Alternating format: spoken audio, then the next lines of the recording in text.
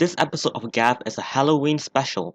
I don't even remember the last time we had a Halloween episode, but it makes sense to do one with Gav, as the candy motif ties in perfectly with the event. I love how excited Shoma is about Halloween and went on trick-or-treating, oblivious to the adults thinking he's strange for partaking in it despite him being an adult.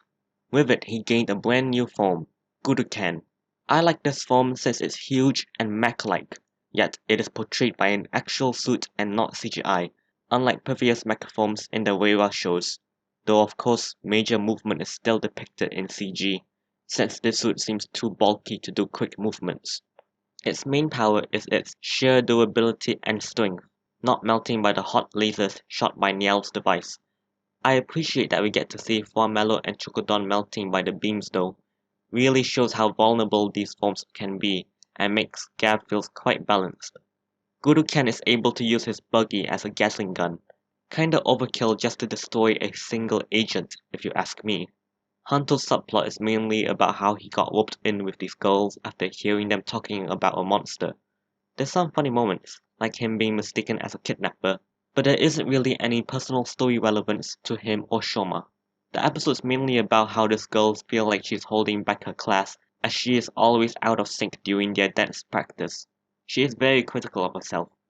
I do like how they kinda twist the usual Gav formula, where the obviously shady guy isn't a good nude for once, just some man with terrible indigestion. I think it's funny how Hunter keeps getting into awkward situations due to his impulsiveness, like him checking this guy's stomach just to end up mistaken.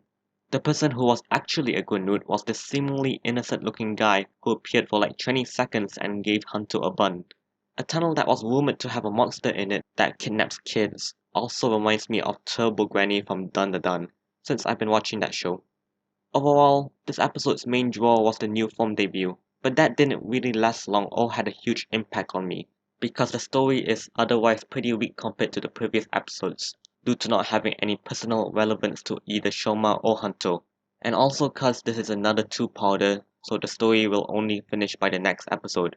It seems like two-parters is gonna be a trend now in Gap from here on out. Also, Sashika only being relevant during the opening scene before disappearing is a bit disappointing.